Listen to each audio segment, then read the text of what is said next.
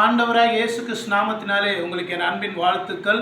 இந்த நாளுக்கான இன்றைய மன்னா சங்கீதம் 119 162வது வசனம். மிகுந்த கொள்ளையுடைமையை கண்டுபிடிக்கிறவன் மகிழ்கிறது போல நான் உமது வார்த்தையின் பேரில் மகிழ்கிறேன்.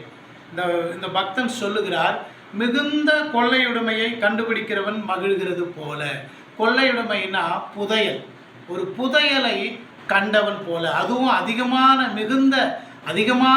புதையலை கண்டுபிடிக்கிறவன் மகிழ்கிறது போல இந்த வேத வசனத்திலே நான் மகிழ்ச்சி அடைகிறேன்.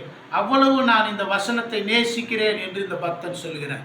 பாருங்க, ஆவியானவர் நமக்கு எழுதி கொடுத்த ஒரு பொக்கிஷம், ஒரு புதையல் தான் இந்த வேத வசனம்.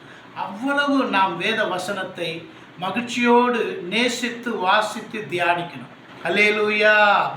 நான் ஒரு 6-7 ஆண்டுகளுக்கு முன்பாக எழுதிய ஒரு பாடல், வேதம் எனக்கு சாதம் புசித்தால் புதுபலன் பெருகும்.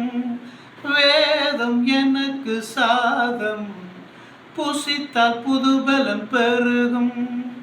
பாவத்தை போக்கும், பயம் அதை நீக்கும், பரிசுத்தம் உண்டாகும், காரியம் வாய்க்கும். வேதம் எனக்கு சாதம். தகப்பனே, இதை கேட்கிற ஒவ்வொரு மக்களும் உங்களுடைய வசனத்தை அதிகமாய் நேசிக்கட்டும், வாசிக்கட்டும், ஆண்டவரை தியானிக்கட்டும். நல்ல மனமகிழ்ச்சியோடு உங்களுடைய வார்த்தைகளை வாசித்து தியானிக்கட்டும். ஒவ்வொரு மக்களுக்கும் உதவி செய்யுங்க, ஆசீர்வதிங்க. அவங்க வாஞ்சைகள் நிறைவேறட்டும், தேவைகளை சந்திங்க, ஆசீர்வதிங்க. இயேசு கிறிஸ்து மூலம் பிதாவே, ஆமென். கர்த்தர் தாமே உங்களை ஆசீர்வதிப்பாராக. ஆமென்.